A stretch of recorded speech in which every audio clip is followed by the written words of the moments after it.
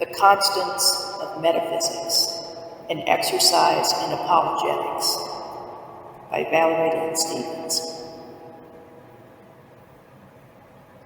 Preface. What we discreetly refer to as science versus spirituality, or physics versus metaphysics, are not mutually exclusive systems. In fact, the very same phenomena observed by physicists and the like are also referred to in the scriptures. From the book of Genesis and on, naturalistic phenomena are recorded, which we are merely referencing in the annals of humanistic discovery. That is to say, we are merely reiterating in our observations the verity pre-existent actualities created and set forth not by humankind, but by God himself. In the book of Revelation, we also find eschatological references which correspond with inferences drawn in the hard science and soft science realms of cosmology, astrophysics, and quantum mechanics. This area of study, while steeped in hard science datum, may be considered by some purists to be a soft science due to the theoretical base imposed upon it by quantifiably observable naturalistic limitations.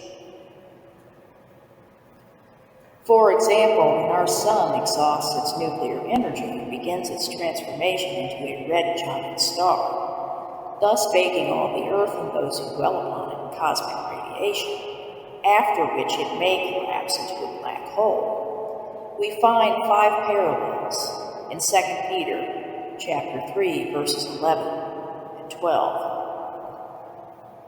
Since all these things are to be destroyed in this way, what sort of people ought you to be in holy conduct and godliness, looking forward hastening the coming of the day of God, because of which the heavens will be destroyed by burning, and the elements will melt with intense heat, as well as in Isaiah chapter 34, verse 4, which may be a possible black hole reference. And the sky will be rolled up like a scroll.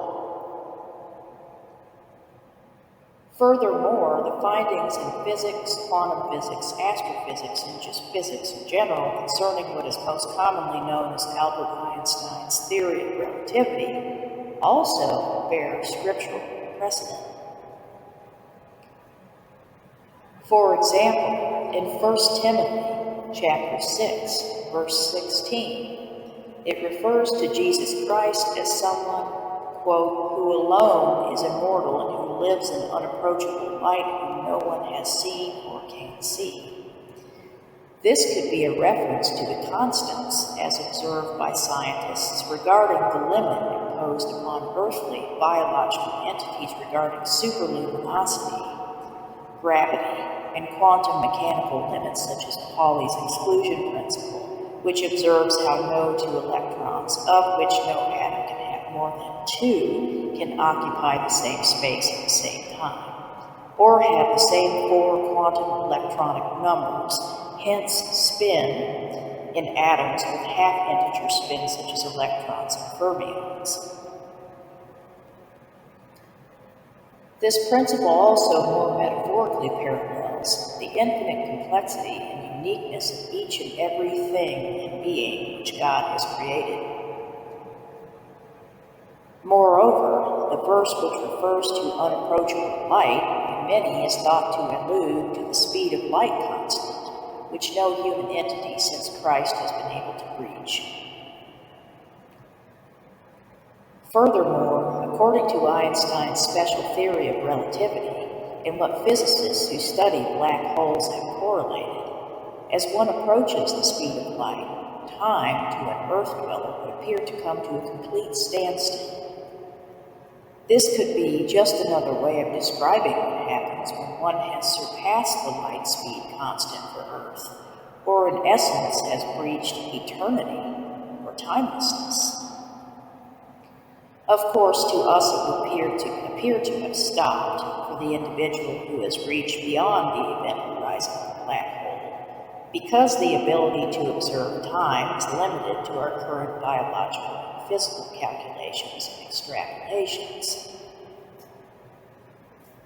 Also, when pondering things such as eternity and infinity in a theoretical sense, we, upon our glimpse into areas such as physics and quantum physics, more specifically regarding astrophysical bodies named by theoretical physicist John Wheeler as black holes, a term first introduced by him in 1967, who also introduced the term wormhole in 1957, begin to see striking and fascinating parallelisms.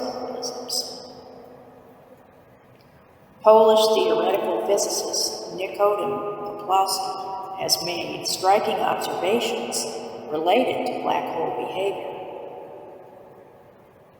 Instead of the postulation that the intense gravitational pull of every black hole inevitably leads to a singularity, he has postulated another viewpoint, with torsional vortexes being instead created, which lead to a white hole portal into another universe.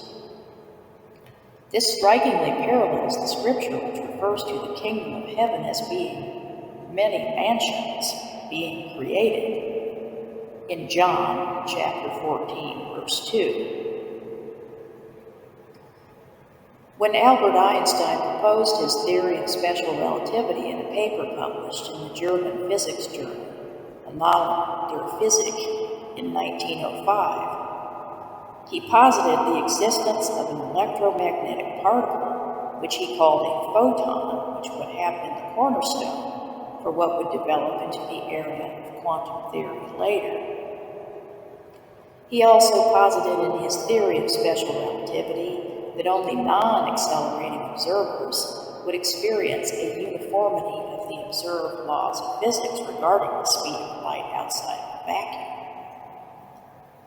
His theory of general relativity, which postulated gravity as being not a force per se, but a warping of space-time due to the presence of a massive object or a gravitational field, took him about 10 more years to flesh out. Yet there is an undeniable correlation between Einstein's special theory of relativity and biblical concepts such as the eternity or timelessness of the nature of God, or God's omniscience and the nature of his dwelling kingdom. We see this in Isaiah chapter 46, verses 9 through 10. Remember the former things long past, for I am God, and there is no other. I am God, and there is no one like me, declaring the end from the beginning, and from ancient times things which have not been done, saying, my purpose will be established, and I will accomplish all my good pleasure. Also in 2 Peter chapter 3, verse 8, but do not let this one fact escape your notice, beloved, that with the Lord 1 day is like 1,000 years, and 1,000 years like 1 day.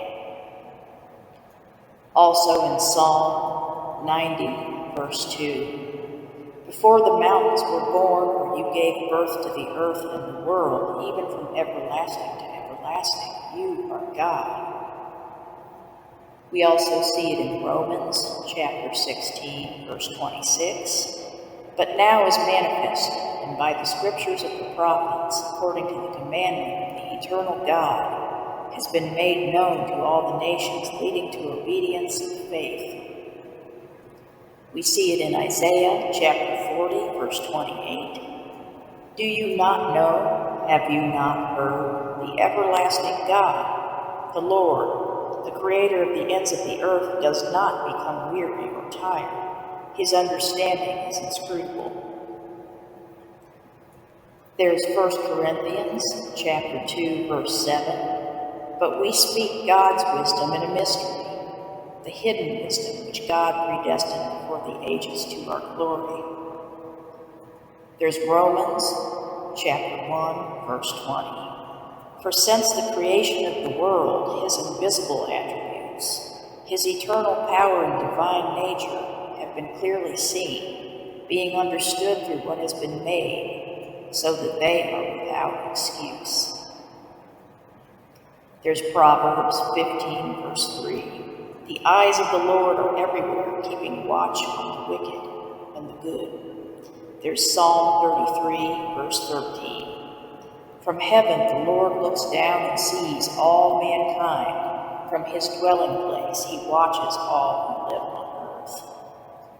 There's 1 Chronicles, verse 28, chapter 28, verse 9. For the Lord searches every heart and understands every motive behind the thoughts. If you seek him, he will be found by you. But if you forsake him, he will reject you forever.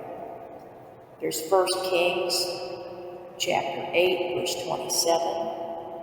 But will God indeed dwell on the earth? Behold, heaven and the highest heaven cannot contain you. How much less this house which I have built? And finally, there's Jeremiah, chapter 23, verse 24. Can a man hide himself in hiding places? So I do not see him, declares the Lord. Do I not fill the heavens and the earth, declares the Lord? And many more scriptures bear precedent to these issues and subjects. In addition, theoretical physicists postulate the existence of a form of matter called antimatter. This form of matter is postulated to be the, quote, evil force of subatomic physics that would annihilate any matter which came into contact with it in a massive and catastrophic explosion. And some cosmologists and laymen alike theorize that perhaps what we have come to call the Big Bang arose out of an antimatter-matter collision. The antimatter could then be metaphorically compared to the concept of evil, and the matter compared to the force of good. However, for now, this antimatter has been tested and observed to exist in a slightly faster inertial state than the matter that we know of, and therefore remains, for the time being, innocuous, but quite mysterious.